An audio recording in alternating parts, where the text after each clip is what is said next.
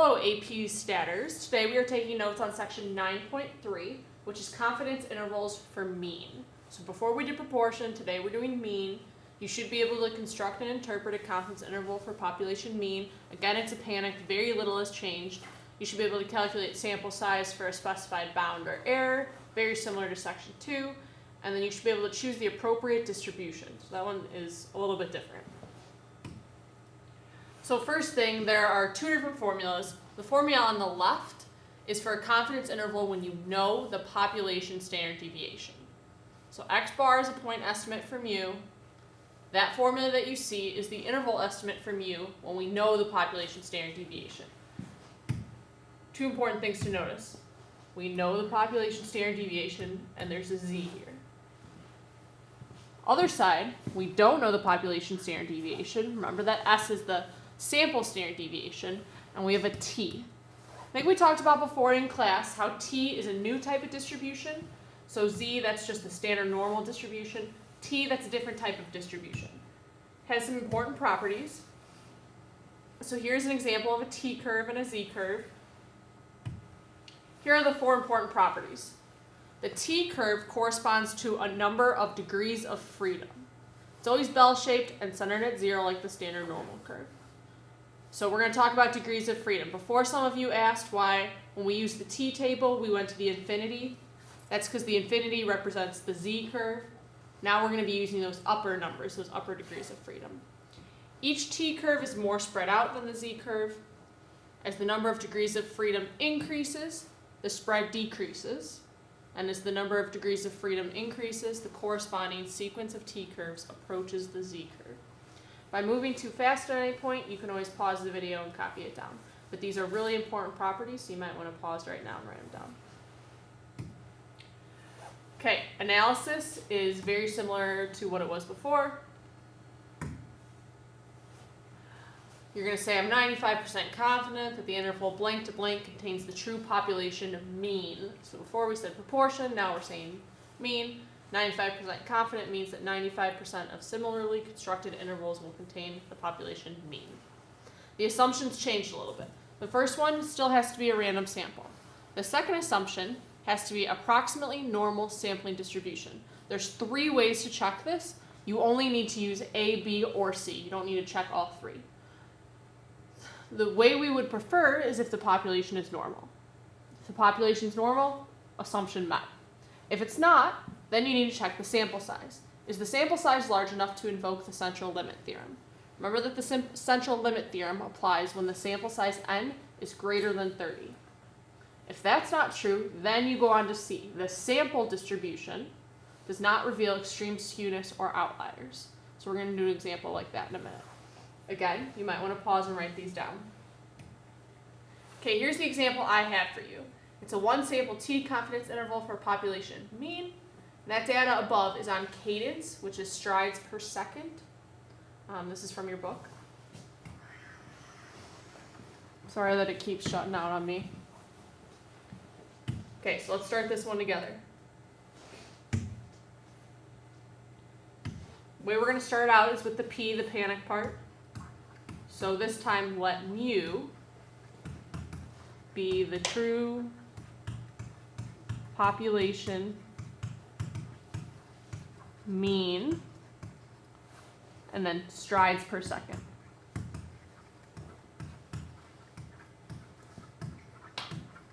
Again, it's very important that you say population. If you just say mean, that's not correct. It has to be population mean. So that's the P. A are the assumptions. So I'm going to say let us check the assumptions. I haven't told you anything else besides the fact that this is cadence. So we're going to assume that this was a random sample.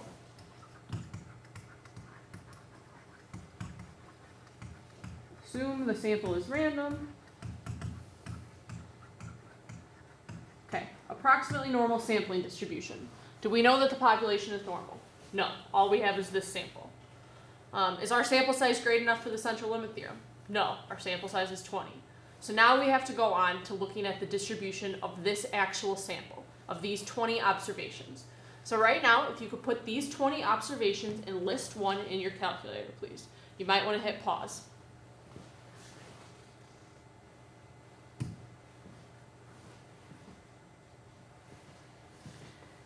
Okay, so here I have put my observations in list 1. In order to check normality, there's 2 different ways. So turn your stat plot on, the first one. And I'm going to look at the box plot.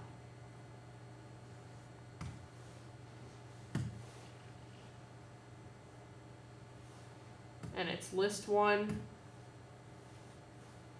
Just clear out that frequency and put a 1 there.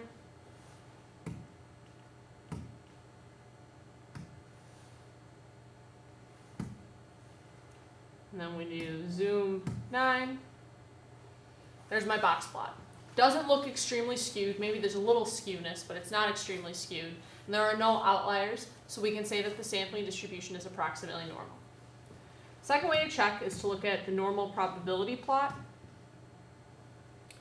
I don't know if you guys remember that from a few chapters ago, but you're looking for a straight plot. And this is the normal probability plot. And again, do your zoom 9. Looks to be close to a straight line, so we would say yes, that it's an approximately normal sampling distribution.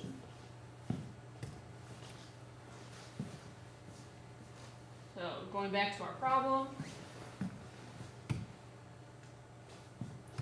we're going to say the sampling distribution is approximately normal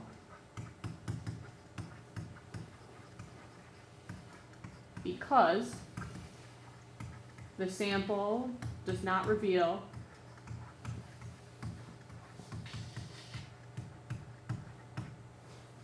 extreme skewness or outliers.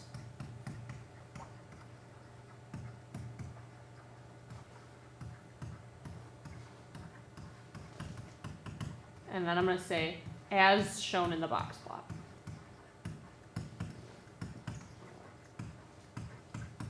Okay, if you ever refer to a graph, you need to draw that graph. I don't need it to be perfect. Just draw me a quick sketch of what your box plot looked like. Looks something like that. No extreme skewness, no outliers. So that's the P and the A. Now the N. We will be constructing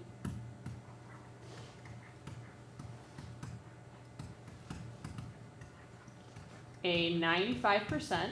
Remember, you have to tell me confidence level, test name. So a 95%, 1 sample, T confidence interval. Remember that it's a T confidence interval because we don't know the population standard deviation.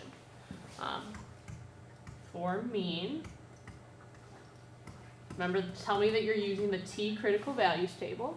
So using the T critical values table,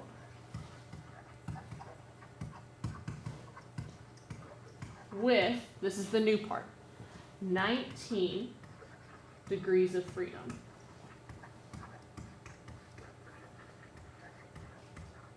Okay, so going up here, our sample size was 20. There's always 1 less degrees of freedom. So 20, that means we have 19 degrees of freedom. I'm going to tell you how to use that in a minute. Hopefully you have all this copied down. I'm just going to delete it. Now let's go to the calculating the actual interval. So we have x bar plus or minus t multiplied by the standard deviation all over n. So this x bar and s we have to get from the calculator. T we have to get from the table. We already know that our sample size is 20. So let's first go to the table.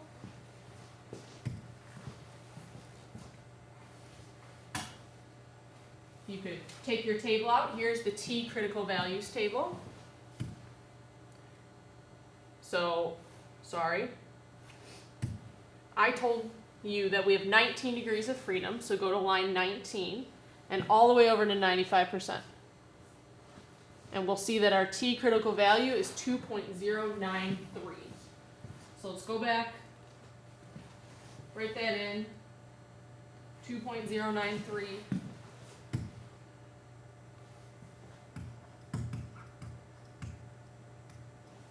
And now let's calculate that x bar and the s. So go to one variable statistics on your calculator.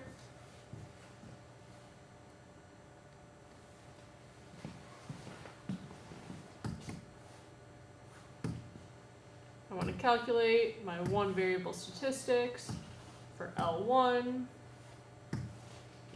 Okay, so my x bar ends up being 0.9255, and the standard deviation is 0.0809. So 0.9255 and 0.0809.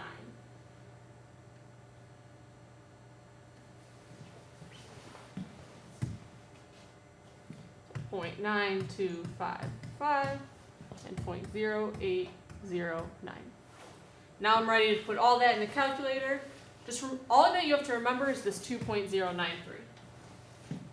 So let's go back to the calculator.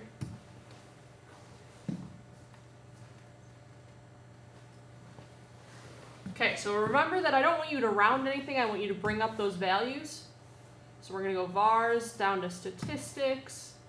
I want x bar. So I'm going to do x bar subtract 2.093 multiplied by the standard deviation. Remember that standard deviation we want to use is the S1. So standard deviation divided by the square root of 20.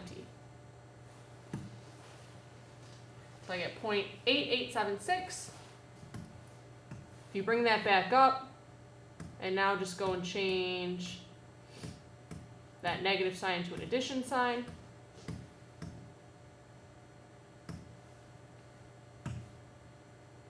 Enter.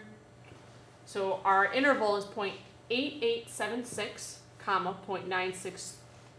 So I'm going to do 0.89, comma 0.96.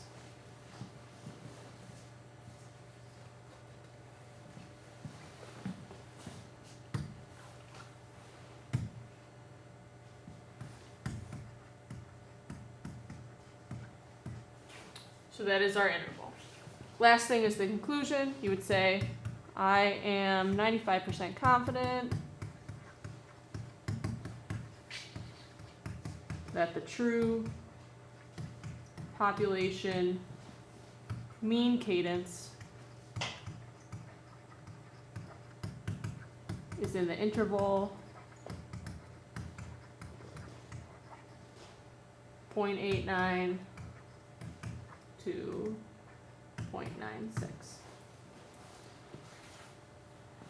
And then we need to interpret that 95%. So in the long run, in repeated samplings,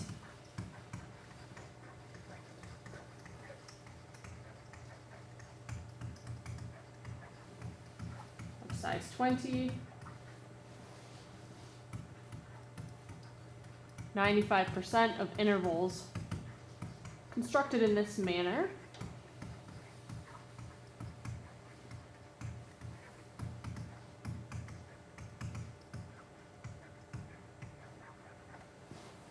will contain the true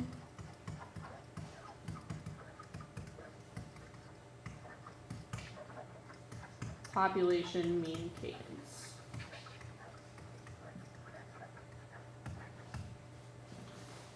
And we're finished. So this is very similar to what we did before with proportion, but what really has changed is this t distribution now, and then the assumptions. So moving on, few things you should be able to do. How would a 99% confidence interval compare to 95%? 99%, because you're more confident, it's going to be a wider interval.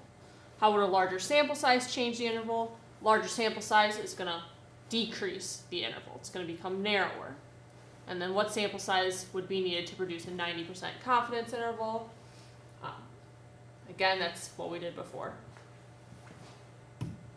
Last thing, you can do this on the calculator.